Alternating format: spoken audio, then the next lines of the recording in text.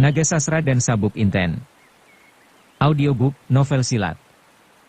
Cerita, Esa Mintarja. Bab 45.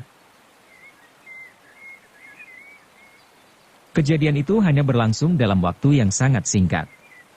Bahkan merupakan sebuah pesona yang seolah-olah merampas kesadaran dari semua orang yang menyaksikan. Pandan Alas, Sima Roda Tua dan Bugel Kaliki pun sampai beberapa saat berdiri seperti patung. Baru setelah bayangan itu terbang, mereka menjadi tersadar dari sebuah mimpi yang hebat. Dan sadar pula lah mereka bahwa apa yang mereka usahakan selama itu, menjadi lenyap di hadapan hidungnya. Sima Rodra dan Bugel Kaliki yang sudah bersusah payah menangkapnya, dan Pandan Alas yang bersusah payah pula mencari cucunya itu, ditambah lagi dengan Jaka Soka dan Sarayuda yang mempunyai kepentingan yang sama pada saat itu, seolah-olah digerakkan oleh satu daya penggerak, berloncatanlah mereka menyusul ke arah hilangnya bayang-bayang itu. Sesaat kemudian, seperti dihisap oleh kegelapan malam, lenyaplah semua orang yang mula-mula dengan riuhnya mengelilingi perapian, yang sampai saat itu, apinya sudah jauh surut. Maka sepilah suasana di tempat itu, setelah semua orang berlari-larian pergi. Yang terdengar kemudian kecuali keretek sisa-sisa kayu yang dimakan api, adalah napas Mahesa Jenar yang tersengal-sengal seperti berebut dahulu meloloskan diri dari tubuhnya yang gemetar. Apa yang disaksikan itu, bagi Mahesa Jenar seperti gambaran di dalam mimpi. Namun bagaimanapun, gambaran-gambaran itu telah membingungkannya. Apa yang dilakukan oleh orang yang menamakan diri Mahesa Jenar itu adalah tepat seperti apa yang akan dilakukannya seandainya ia mampu.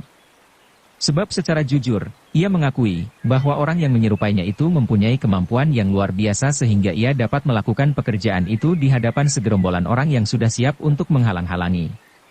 Dalam pada itu kembali Mahesa Jenar ragu.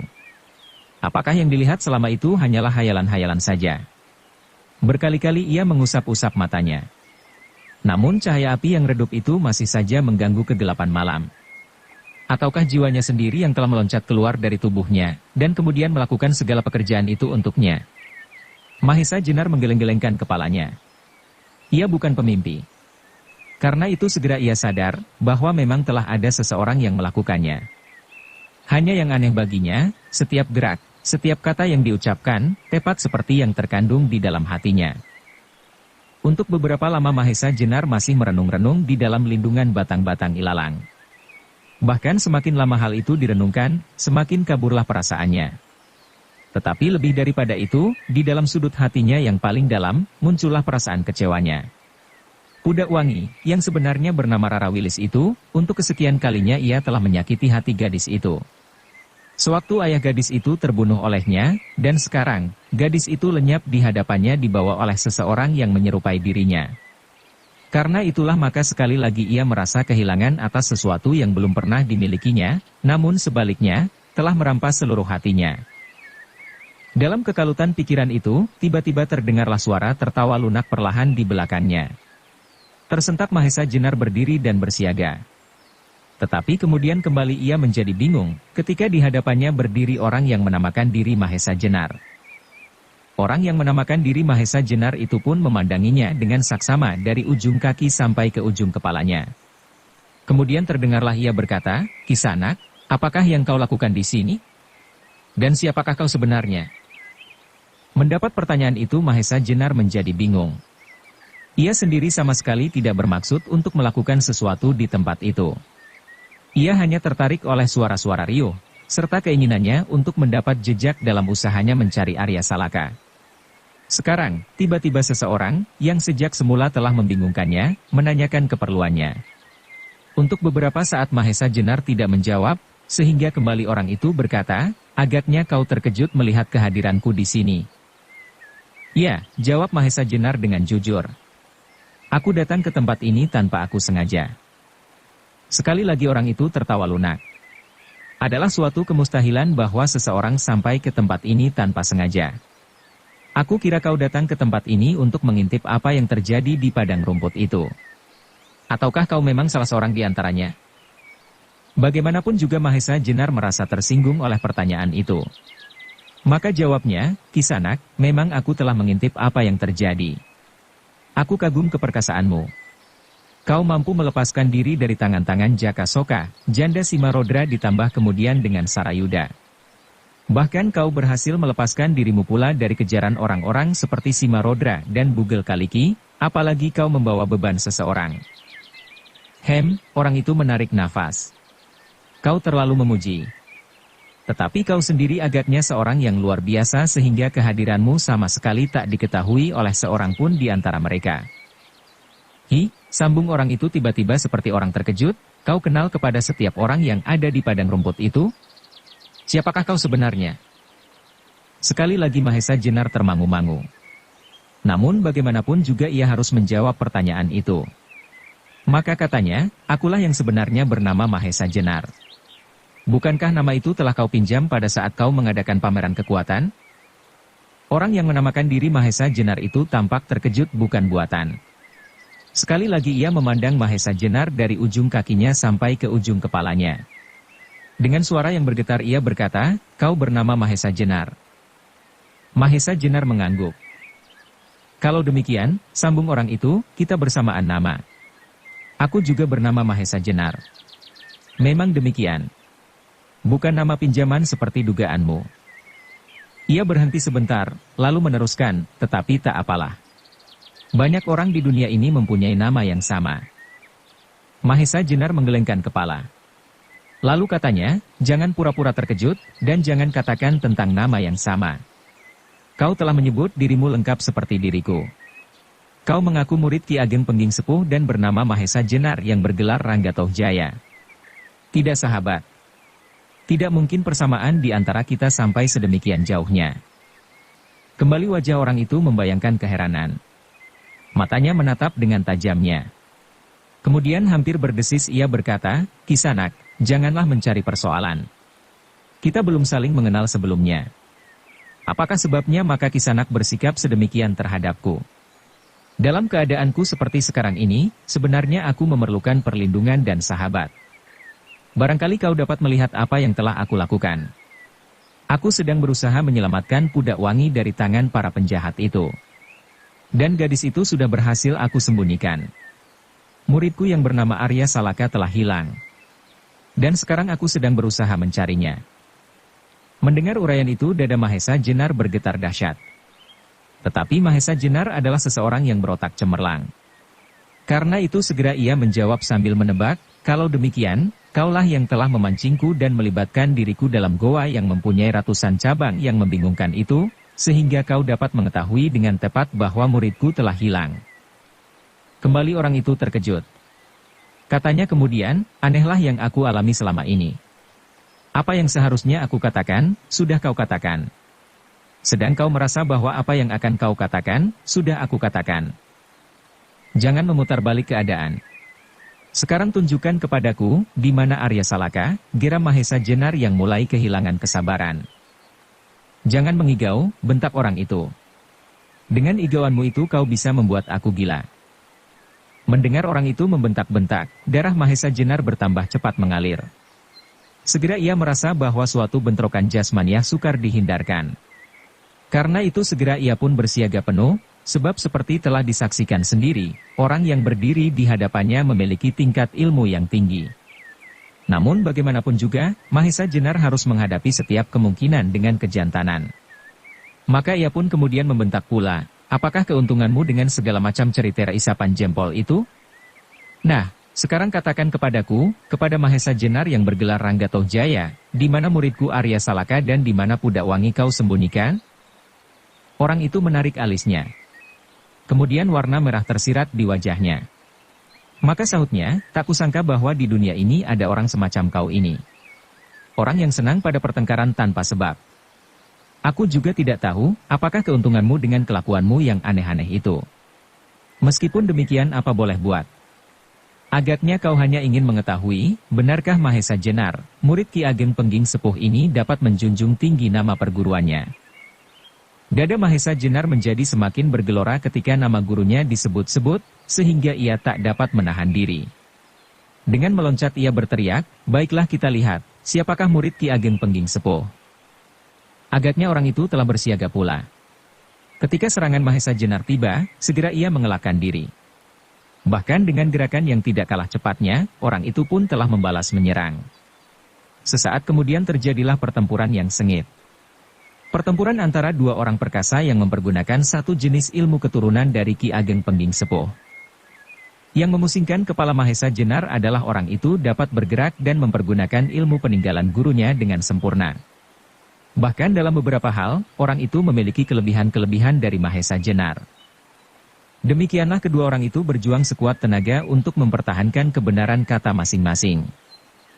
Mahesa Jenar yang bertubuh tegap kekar berjuang dengan tangguhnya seperti seekor banteng yang tak surut menghadapi segala macam bahaya, sedang lawannya pun berjuang seperti seekor banteng yang tak mengenal mundur. Sehingga perang tanding itu merupakan perang tanding yang maha dahsyat. Apalagi seolah-olah bagi kedua-duanya sudah saling dapat memperhitungkan gerakan-gerakan lawan. Dengan demikian yang terjadi seakan-akan hanyalah suatu adu kekuatan. Kalau dalam beberapa pertempuran mereka kadang-kadang berhasil menembus kelemahan lawan dengan unsur-unsur gerak yang membingungkan, tetapi kali ini mereka sama sekali tidak dapat saling mencuri kesempatan. Sebab mereka seakan-akan mempunyai satu otak yang menggerakkan dua belah anak permainan macanan dengan tangan kanan di sebelah dan tangan kiri di sebelah lain. Namun bagaimanapun juga kedua orang itu adalah orang yang berbeda, sehingga dalam kenyataannya, mereka pun tidak sama seluruhnya. Lawan Mahesa Jenar yang mengaku juga bernama Mahesa Jenar itu ternyata memiliki kekuatan tubuh yang melampaui kekuatan tubuh Mahesa Jenar, sehingga setelah mereka bertempur berputar-putar, akhirnya terasalah bahwa Mahesa Jenar mulai terdesak. Hal ini terasa pula olehnya, sehingga dengan demikian ia menjadi gelisah. Apapun yang dilakukan, segala macam unsur gerak yang pernah dipelajari, tidak dapat menolongnya, sebab orang itu pun mampu melakukannya. Bahkan kemudian terasa oleh Mahesa Jenar, bahwa seolah-olah ia telah berjalan mundur beberapa tahun. Kalau beberapa orang sakti dapat menambah ilmu hampir setiap saat, baginya, setelah sekian tahun terpisah dari gurunya, seakan-akan sama sekali tak suatu pun yang dicapainya. Meskipun demikian Mahesa Jenar tidak segera kehilangan akal. Jiwa kesatriaannya bergelora memenuhi dadanya, sehingga apapun yang terjadi, sama sekali ia tidak gentar. Beberapa saat kemudian, di langit ujung timur, terpencarlah warna kemerah-merahan fajar. Perlahan-lahan malam yang kelam mulai berangsur surut. Semburat merah yang mewarnai daun-daun ilalang hijau segera telah menimbulkan kesan tersendiri. Dalam pada itu kedua orang yang bertempur itu masih saja berjuang mati-matian. Di tengah-tengah rumpun-rumpun ilalang itu, terjadilah semacam sawah yang baru dibajak oleh bekas-bekas kaki yang bertempur dengan dahsyatnya.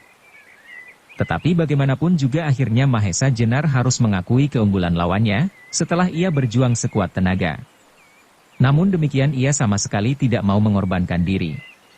Dalam setiap kemungkinan antara hidup dan mati, akhirnya terpaksalah ia mempergunakan setiap kemungkinan untuk menolong jiwanya, selama itu tidak melanggar kehormatan darah kesatriaannya.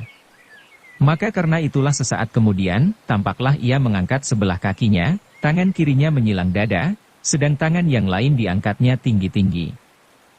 Melihat sikap itu, lawan Mahesa Jenar yang mengaku bernama Mahesa Jenar itu terkejut. Tetapi ia tidak sempat berbuat sesuatu, sebab segera Mahesa Jenar meloncat maju dan melontarkan pukulan sasra birawanya yang dahsyat.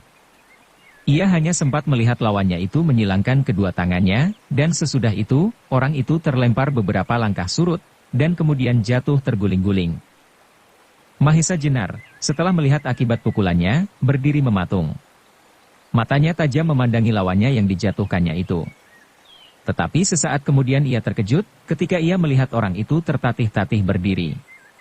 Agaknya pukulannya tidak membinasakan lawannya.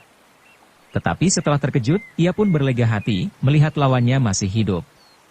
Sebab bagaimanapun juga, bukanlah maksudnya untuk membunuh hanya karena sekedar ingin membunuh. Kalau ia terpaksa mempergunakan aji sasra birawanya, adalah karena ia tidak mau terbunuh. Justru karena itulah, ketika ia melihat orang yang dihantamnya itu masih hidup, ia jadi berbesar hati. Juga karena dengan demikian ia akan dapat menanyakan di mana muridnya dan pudak wangi disembunyikan. Tetapi kemudian kembali ia terkejut ketika orang yang dianggapnya sudah tak mampu lagi berbuat sesuatu karena pukulannya, kecuali hanya berdiri itu, membalikkan diri dan kemudian meloncat pergi. Sudah tentu Mahesa Jenar tidak membiarkannya. Kalau orang itu tidak terbunuh oleh pukulannya, ia sudah heran. Apalagi orang itu masih dapat berlari. Alangkah hebatnya daya tahan tubuhnya. Karena itu, maka segera Mahesa Jenar pun meloncat mengejar orang itu, yang ternyata masih dapat berlari cepat. Maka terjadilah kejar-mengejar di antara batang-batang ilalang yang tumbuh lebat melampaui tubuh manusia. Tetapi pendengaran dan penglihatan Mahesa Jenar cukup tajam. Apalagi cahaya matahari sudah semakin terang.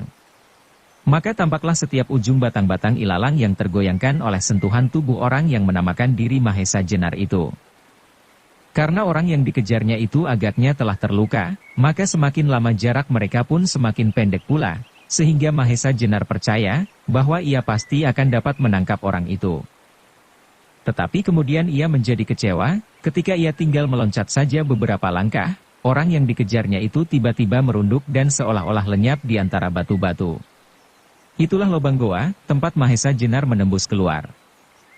Untuk beberapa saat Mahesa Jenar berdiri termangu-mangu. Namun ia tidak mau kehilangan waktu. Segera ia berjongkok dan mendengarkan setiap desir di dalam goa itu, kalau-kalau lawannya telah memancingnya, dan kemudian membinasakannya pada saat ia merangkak masuk. Tetapi kemudian Mahesa Jenar mendengar suara terbatuk-batuk, tidak di depan mulut goa. Agaknya lawannya telah mengalami luka di dalam dadanya, dan sekaligus ia mengetahui bahwa lawannya tidak pula berada di muka mulut goa itu, sehingga dengan demikian segera ia melontarkan diri masuk ke dalamnya. Untuk beberapa saat ia membiasakan matanya di dalam gelapnya goa. Dan setelah itu ia perlahan-lahan berjalan sambil memperhatikan setiap suara yang didengarnya. Sekali lagi ia mendengar suara lawannya terbatuk-batuk. Dan karena itulah ia dapat mengenal arahnya. Dengan hati-hati Mahesa Jenar menyusur dinding goa mendekati arah suara itu. Dan karena ketajaman telinganya, akhirnya Mahesa Jenar menjadi semakin dekat. Tetapi agaknya orang itu pun bergerak pula semakin lama semakin dalam dan melewati berpuluh-puluh cabang yang membingungkan. Namun Mahesa Jenar telah bertekad untuk mengikuti orang itu sampai ditangkapnya.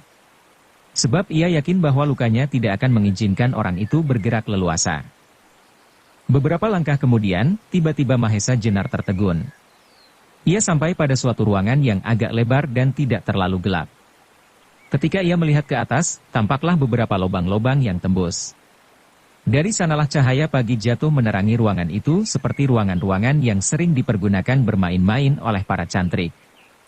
Untuk beberapa lama, sekali lagi Mahesa Jenar kebingungan.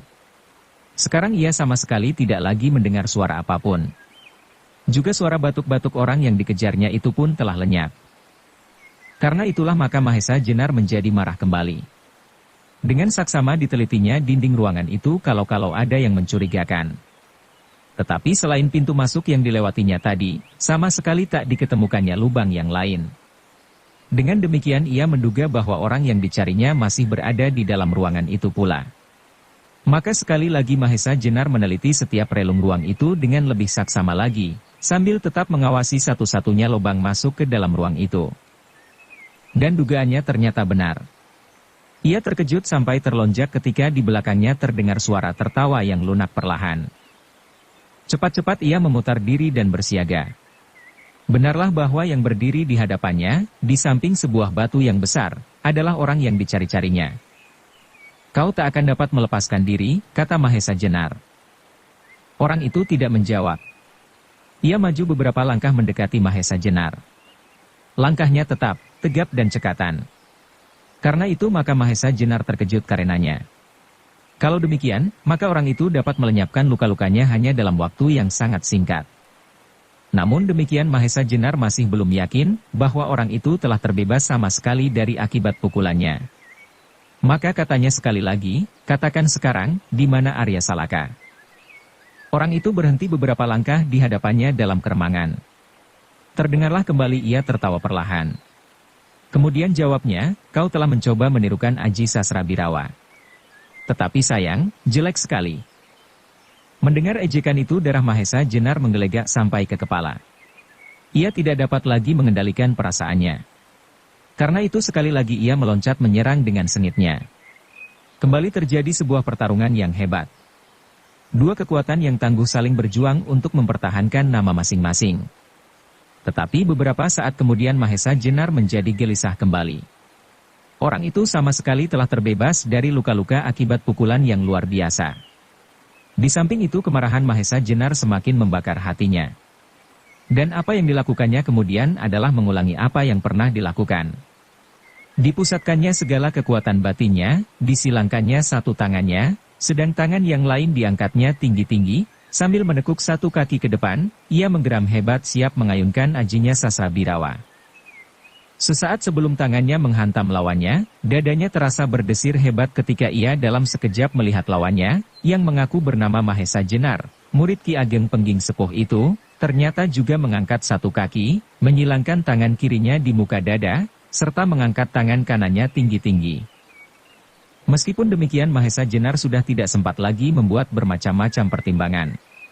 Apa yang dilakukannya kemudian adalah, dengan garangnya ia meloncat dan menghantam lawannya dengan sepenuh kekuatan dialasi dengan ajinya Sasrabirawa yang dahsyat.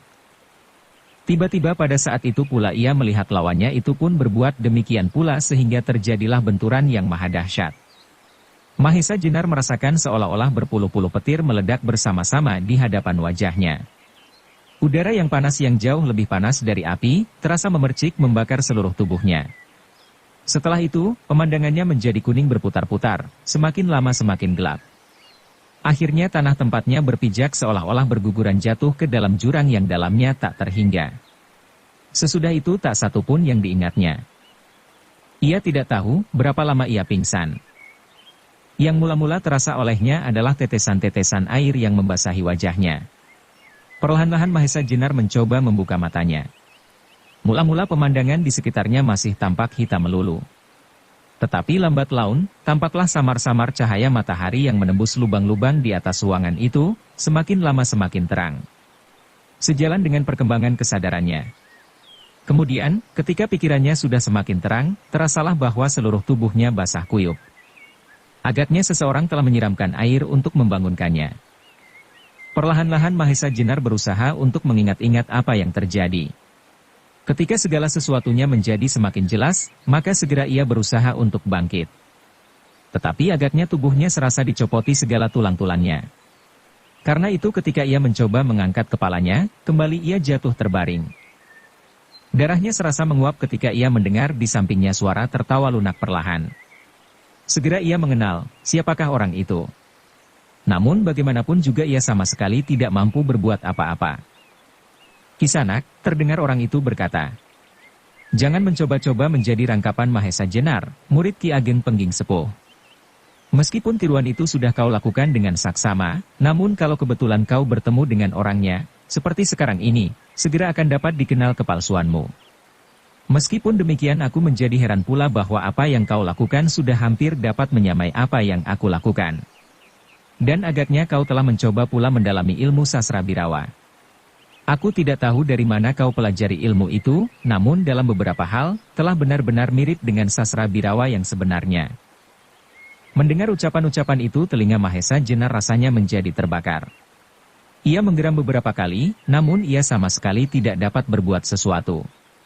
Ia hanya dapat menggerakkan kepalanya dan melihat orang yang mengaku bernama Mahesa Jenar itu duduk dengan enaknya di atas sebuah batu padas, di sampingnya. Beberapa saat kemudian orang itu kembali berkata, "Aku tidak sabar menunggui orang tidur terlalu lama, karena itu aku menyirammu dengan air. Ternyata kau terbangun karenanya." Mahesa Jenar ingin berteriak memaki-maki. Namun suaranya tersumbat di kerongkongan. Yang terdengar hanyalah sebuah desis kemarahan. "Bagaimanapun juga, aku hormati ketebalan tekadmu," sambung orang itu, "dalam keadaan yang demikian kau masih tetap pada pendirianmu. Karena itulah aku belum membunuhmu. Sebab aku ingin mengetahui siapakah orang yang telah berkeras hati mengaku bernama Mahesa Jenar." Sekali lagi Mahesa Jenar menggeram. Perlahan-lahan, ia mencoba menjawab, "Jangan kau takut-takuti aku dengan kematian, sebab kematian bukanlah suatu hal yang perlu ditakuti." "Bagus." Tiba-tiba orang itu meloncat berdiri. "Kau sendiri yang mengatakan. Jangan salahkan aku kalau aku membunuhmu sekarang." Mahesa Jenar bukan seorang penakut. Apapun yang akan terjadi atasnya bukanlah suatu hal yang perlu dicemaskan. Meskipun demikian ia menjadi gelisah ketika teringat oleh Arya Salaka. Ia tidak tahu di mana anak itu sekarang berada. Apakah ia masih hidup ataukah sudah mati di dalam relung dan lekuk-lekuk goa yang membingungkan itu. Karena perasaan yang demikian itulah tiba-tiba tanpa disengajanya ia berkata, kau bunuh aku atau tidak, itu bukanlah urusanku, tetapi itu adalah urusanmu. Namun demikian katakan kepadaku apakah Arya Salaka masih hidup atau sudah kau bunuh pula?" Orang itu tertegun sejenak. Tetapi hanya sejenak. Kemudian terdengar ia tertawa. "Jangan kau persulit dirimu, dan jangan kau kotori jalan kematianmu dengan dongengan-dongengan yang kisruh itu. Ataukah barangkali kau mengharap aku mengampuni kau untuk membantuku mencari muridku itu?" "Cukup," tiba-tiba Mahesa Jenar berteriak nyaring. Seluruh sisa kekuatannya telah mendorongnya berbuat demikian karena kemarahan yang tak tertahankan. "Kau mau membunuh, bunuhlah. Jangan membual." Sekali lagi terdengar suara tertawa. Lunak dan hanya perlahan-lahan.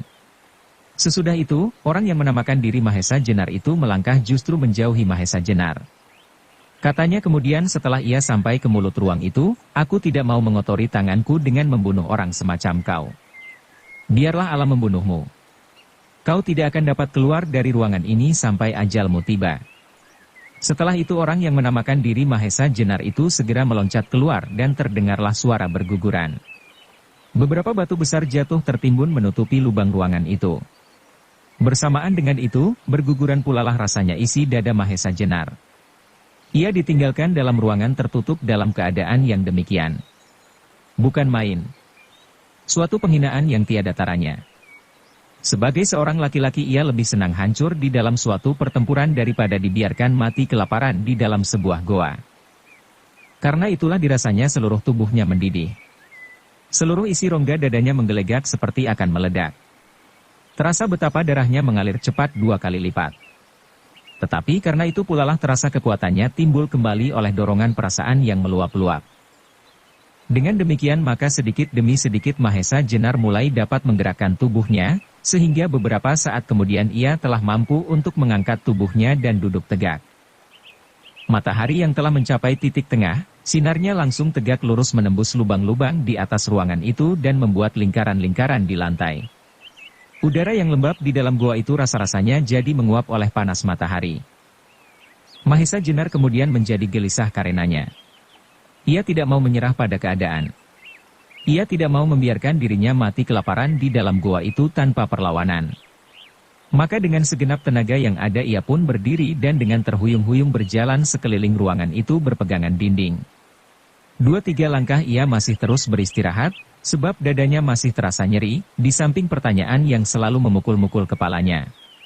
Siapakah gerangan orang yang telah mengaku bernama Mahesa Jenar, murid Ki Ageng Pengging Sepuh, yang mampu mempergunakan ilmu sastra birawa, dan justru lebih hebat dari ilmunya?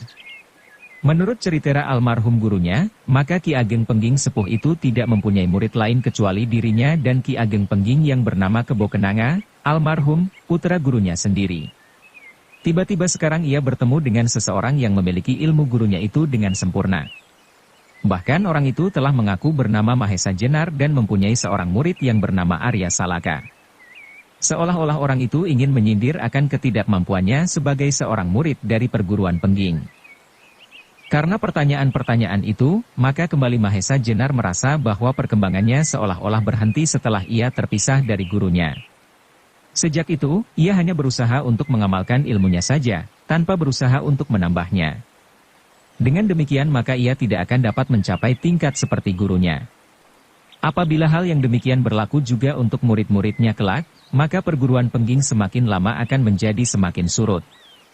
Padahal seharusnya setiap murid akhirnya harus melampaui gurunya.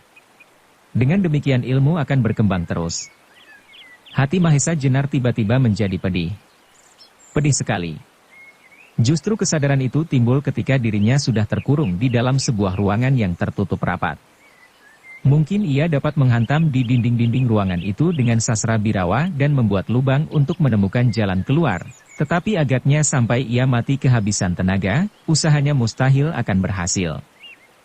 Dalam penelitiannya itu, Mahesa Jenar menemukan sebuah mata air kecil di belakang sebuah batu. Segera ia berjongkok dan membasahi kerongkongannya yang serasa kering dan panas. Setelah itu terasa tubuhnya menjadi bertambah sehat.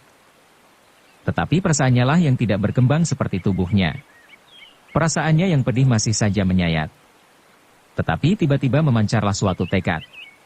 Tekad yang membawanya pada suatu ketetapan hati, bahwa justru dalam keadaannya yang sekarang, ia akan mengisi sisa hidupnya dengan suatu ketekunan, mendalami ilmunya mati-matian. Dalam keadaannya itu tiba-tiba ia terkejut melihat bayangan yang tegak berdiri pada sebuah relung dinding goa itu, sehingga ia terlonjak berdiri. Tetapi ketika Mahesa Jenar semakin jelas melihat menembus keremangan relung itu, sadarlah ia bahwa yang berdiri di situ hanyalah sebuah patung batu yang belum sempurna. Meskipun demikian hatinya tertarik pula untuk melihatnya. Siapakah yang sudah membuat patung itu, justru di dalam sebuah ruangan jauh di dalam goa? Ah, mungkin orang aneh yang telah menamakan diri Mahesa Jenar itu. Ketika ia telah semakin dekat, makin jelaslah bahwa patung batu itu masih belum siap seluruhnya. Dan ketika ia meraba-rabanya, tampaklah perubahan pada beberapa bagian. Pada bagian tubuhnya ia melihat lumut-lumut liar merayapi hampir seluruh bagian, tetapi di bagian kepalanya tampaklah luka-luka baru dari sebuah pahatan. Tiba-tiba, ketika ia memandang kepala patung itu, hatinya berdebar-debar. Ia melihat bunga melati terselip di atas kupingnya sebelah kanan. Rambutnya berjuntai sebatang-sebatang sangat jarang, sedang ikat kepalanya hanya dikalungkan di lehernya. Itu adalah ciri-ciri khusus dari gurunya, Ki Ageng Pengging Sepuh, yang semula bergelar Pangeran Handayaningrat. Dan tiba-tiba, dari wajah patung itu seolah-olah memancar suatu tuntutan darinya kepada Mahesa Jenar, apakah yang dapat dicapainya sepeninggalnya. Oleh pemandangan yang tak disangka-sangka itu, hati Mahesa Jenar seperti dicengkam oleh suatu keadaan gaib. Tanpa sesadarnya ia berjongkok dan menunduk hormat di hadapan patung itu. Seolah-olah ia merasa berhadapan dengan almarhum gurunya. Beberapa lama kemudian barulah ia tersadar. Yang berdiri di hadapannya tidak lebih dari sebuah patung. Patung yang mempunyai ciri-ciri khusus seperti gurunya, meskipun pahatan wajahnya tidak sempurna. Namun demikian, Mahesa Jenar merasa bahwa patung itu dapat menjadi daya pengantar untuk mencapai suatu pemusatan pikiran terhadap gurunya. Sekali lagi Mahesa Jenar merasa berada dalam suatu alam yang gaib. Lewat patung itu ia mengenang seluruh jasa-jasa gurunya. Seluruh cinta kasih yang pernah dilimpahkan kepadanya. Dan seluruh pelajaran-pelajaran yang pernah diberikan. Dari huruf pertama sampai huruf terakhir dalam ilmu tata berkelahi, Jaya Kawijayan dan Kasantikan. Ia telah menerima pelajaran pula, bagaimana ia harus merangkai huruf itu menjadi kata-kata, dan kata-kata menjadi kalimat. Dengan demikian sebenarnya ia telah mendapat dasar-dasar pendidikan sepenuhnya. Bahkan sampai pada aji sastra birawa yang dahsyat itu pun telah dapat dikuasainya. Soalnya kemudian, bagaimana ia dapat mengendapkan ilmunya untuk mendapatkan intisarinya. Dalam keadaan yang demikian itulah, hati Mahesa Jenar menyala berkobar-kobar. Tiba-tiba sekali lagi ia dikuasai oleh keadaan yang khusus. Dengan menyebut kebesaran nama Allah, maka tanpa sesadarnya ia mulai menggerakkan tubuhnya. Dimulailah gerakan-gerakan yang pernah dipelajari, dari unsur gerak yang paling sederhana. Satu demi satu. Kemudian unsur-unsur yang semakin sukar. Seolah-olah ia sedang menempuh ujian di hadapan gurunya sendiri. Pangeran Handayaningrat. Demikianlah akhirnya Mahesa Jenar bergerak semakin lama semakin cepat dan hebat. Orang yang bertempur dengan dirinya, yang menamakan diri Mahesa Jenar itu ternyata telah melengkapi unsur-unsur gerak yang telah hampir dilupakannya. Demikianlah maka Mahesa Jenar tenggelam dalam satu pemusatan pikiran untuk menyempurnakan seluruh ilmunya. Dalam keadaannya itu Mahesa Jenar lupa pada segala-galanya. Lupa pada keadaannya, lupa pada waktu, lupa pada orang yang menamakan diri Mahesa Jenar itu, bahkan ia lupa pula tentang apa yang dilakukan itu. Demikianlah ia berjuang sebaik-baiknya, mengungkap segala ilmu yang pernah dimiliki. Tetapi Mahesa Jenar sekarang, bukanlah Mahesa Jenar pada saat ia sedang mulai belajar dari gerakan pertama, kedua dan berturut-turut. Sekarang, kecuali segala macam unsur-unsur gerak yang pernah dipelajari, ia pun pernah menempuh pengalaman yang luar biasa, sehingga dengan demikian, tak disengajanya pula, segala macam pengalaman itu menyusup masuk, melengkapi ilmunya sendiri. Dalam pengembaraannya, ia pernah bertemu dengan tunas-tunas dari perguruan putih dan hitam yang bermacam-macam. Ia pernah bertempur dengan Sarayuda dari cabang perguruan Pandan Alas yang terkenal dari Klurak, yang justru sebenarnya orang Gunung Kidul, Gajah Sora, anak dan sekaligus murid Ki Ageng Sora di Payana, Banyu Biru. Ia pernah bertempur dengan murid-murid Pasingsingan, seorang tokoh golongan hitam yang memiliki bermacam-macam ilmu dari golongan putih, Simarodra dari Gunung Tidar, Jaka Soka dari jenis perguruan golongan hitam di Nusa Kambangan, sepasang uling dari Rawapening yang mempunyai cara bertempur yang aneh dan berpasangan. Mau tidak mau, semua jenis ilmu gerak itu saling mempengaruhi. Juga bersama-sama dengan muridnya, Arya Salaka, Mahesa Jenar pernah menekuni gerak-gerik binatang hutan yang paling lemah, sampai yang paling buas. Bagaimana yang lemah berusaha melepaskan diri dari kekuasaan binatang yang buas dan kuat. Juga pertarungan antara hidup dan mati antara binatang buas yang sama kuat, pertarungan maut antara burung Raja Wali dengan ular naga yang besar. Demikianlah Mahesa Jenar yang menjadi seolah-olah bergerak dengan sendirinya itu, tanpa setahunya telah mengungkapkan satu jenis ilmu tata berkelahi yang maha dahsyat. Pemusatan pikiran yang luar biasa dengan perantaraan patung di sampingnya itu, seolah-olah Mahesa Jenar sedang mempertanggungjawabkan dirinya di hadapan gurunya sendiri. Matahari yang mula-mula memancar dengan teriknya, semakin lama semakin jauh menjelajah ke arah barat. Dan pada saat mega putih berarak-arak ke arah selatan, matahari itu dengan lelahnya menyusup ke arah garis cakrawala, meninggalkan warna lembayung yang tersirat di balik mega-mega mewarnai wajah langit. Pada saat itulah ruangan yang dipergunakan oleh Mahesa Jenar itu dicengkram oleh kehitaman warna-warna yang lemah lembayung di langit sama sekali tidak dapat menembus masuk ke dalamnya. Apalagi sebentar kemudian malam telah menjadi semakin kelam. Pada saat itulah Mahesa Jenar baru merasa seluruh tubuhnya menjadi lelah. Kecuali keadaan tubuh yang memang belum pulih benar akibat benturan Aji Sasrabirawa, juga ia telah mencurahkan tenaga melampaui batas. Karena itulah, maka Mahesa Jenar menghentikan latihannya. Dengan meraba-raba dinding ia menyelusur ke arah mata air di dalam ruangan itu di belakang sebuah batu. Karena kelelahan dan haus maka Mahesa Jenar segera minum sepuas-puasnya. Setelah itu ia pun segera kembali ke muka patung yang mempunyai ciri gurunya. Di hadapan patung itulah Mahesa Jenar merebahkan dirinya untuk beristirahat. Tetapi meskipun demikian, perasaannya yang sudah terikat pada patung itu, seolah-olah mempunyai kewajiban untuk menjaganya. Maka ketika di luar goa itu binatang malam mulai meraja di padang ilalang dan lapangan rumput, mulailah Mahesa Jenar tenggelam ke alam mimpi. Ia tertidur karena kelelahan. Di langit bintang menari-nari dengan riangnya diiringi dendang angin yang berhembus lemah. Lubang-lubang di atas ruang yang banyak terdapat di dalam goa itu karena hembusan angin, menimbulkan bunyi-bunyi yang beraneka warna. Dari nada rendah sampai nada tinggi. Mahesa Jenar terbangun pada saat matahari melemparkan sinarnya yang pertama. Dari lubang-lubang di atas ruangan itu Mahesa Jenar dapat melihat betapa riangnya langit menerima senyuman matahari pagi. Bersamaan dengan itu, terasa seakan-akan datanglah waktunya bagi Mahesa Jenar untuk memulai lagi kewajibannya terhadap gurunya. Dengan hikmat ia berjongkok di muka patung batu itu, dengan perantaraannya mulailah ia memusatkan pikirannya atas semua ajaran almarhum gurunya. Apabila pikirannya telah benar-benar terpusat, serta dalam pendekatan diri setinggi-tingginya kepada Tuhan Yang Maha Esa, mulailah ia dengan pendalaman ilmu yang pernah diterimanya. Demikianlah apa yang dilakukan Mahesa Jenar. Tekun melatih diri.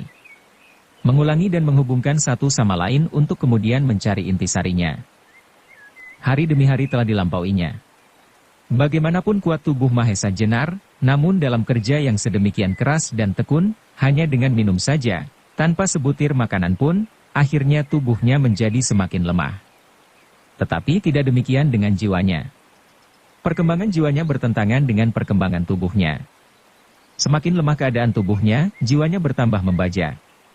Akhirnya, ketika pada suatu saat tubuhnya telah menjadi lemah benar karena telah berulang kali memperdahsyat Aji Sasrabirawanya, Mahesa Jenar tidak lagi dapat berbuat banyak. Jasmaninya adalah wadak yang terbatas. Maka yang dilakukan kemudian, adalah dengan tenangnya ia duduk bersila di samping batu itu. Ditutupnya ke 9 lubang tubuhnya, matanya yang redup tertanam pada ujung hidungnya. Seolah-olah hilanglah dirinya, meloncat keluar dari tubuhnya yang lemah itu.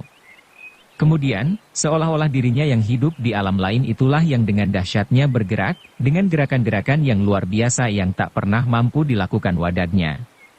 Gerakan-gerakan yang mempunyai watak agak lain dengan gerakan-gerakan yang pernah dilakukan di alam wadak. Tiba-tiba diri Mahesa Jenar dalam alam yang lain itu, memancar dengan terangnya, menyinari tubuhnya. Pada saat itulah Mahesa Jenar merasa bahwa timbul sesuatu di dalam dirinya. Pada saat itulah ia merasa, menguasai benar setiap watak dari setiap gerak yang dilakukan oleh dirinya di luar wadaknya, yang sebenarnya adalah perwujudan dari kedahsyatan daya hayalnya dalam menekuni ilmunya, tanpa ikut sertanya wadak itu sendiri. Pada saat itulah Mahesa Jenar menemukan suatu kekuatan yang jauh melampaui kekuatan wadaknya, dengan menguasai setiap watak dari setiap gerak. Sedang apa yang pernah dilakukan selama ini adalah penguasaan gerak itu sebagai suatu gerak jasmaniah melulu. Pada saat yang terakhir, dirinya di luar wadaknya itu berdiri tegak di atas kedua kaki. Kemudian dengan gerak yang mengagumkan menyilangkan satu tangannya di muka dada, mengangkat tangannya yang lain tinggi-tinggi. Ditekuknya satu kakinya ke depan, siap menghantamkan Aji Sasrabirawa. Pada saat itu, terasa seolah-olah wadaknya terbang melayang mendekati dirinya di luar wadak itu. Sehingga jarak antara wadak dan kedahsyatan daya hayalnya dalam kebulatan tekad semakin lama semakin dekat. Pada saat pertemuan di antara kedua dirinya dalam bentuknya yang berbeda itu, Mahesa Jenar mendapat suatu perasaan nikmat yang luar biasa. Perasaan yang tak dapat dilukiskan. Persenyawaan diri dari unsur-unsur yang seolah-olah memiliki watak yang berbeda itu telah memecahkan masa hidupnya selama ini. Kemudian seolah-olah lahirlah seorang Mahesa Jenar yang baru. Pada saat itulah, tiba-tiba bersenyawa pula gerakan-gerakan yang dilihatnya pada diri di luar wadaknya itu dengan wadaknya. Karena itulah maka yang ada kemudian hanya seorang Mahesa Jenar, dengan tubuh yang kurus pucat, tetapi berjiwa sekeras baja, berdiri di atas satu kakinya, satu tangannya menyilang dada dan satu tangannya terangkat tinggi-tinggi. Kemudian dengan satu loncatan lemah, Mahesa Jenar mengayunkan tangannya menghantam batu yang bertimbun-timbun menutupi pintu satu-satunya dari ruangan itu. Akibatnya adalah dahsyat sekali. Meskipun dengan tubuh yang lemah, namun kekuatan Mahesa Jenar rasanya menjadi berlipat-lipat. Batu-batu itu pun segera pecah berhamburan. Dan tampaklah kemudian sebuah lubang, yang semula tertutup oleh guguran-guguran batu yang bertimbun-timbun, meskipun tidak menganga seluruhnya. Pada saat itu, pada saat Mahesa Jenar sedang mengagumi tenaganya sendiri, terdengarlah sebuah suara tertawa yang lemah perlahan-lahan di belakangnya. Mahesa Jenar terkejut bukan main, dan dengan segera ia memutar tubuhnya, menghadap arah suara itu. Tetapi pada saat itu, ruang di dalam gua itu sudah mulai gelap, sehingga Mahesa Jenar tidak segera melihat sesuatu. Bersambung ke bab 46. Dukung kami dengan subscribe, follow, like, komen dan share. Terima kasih.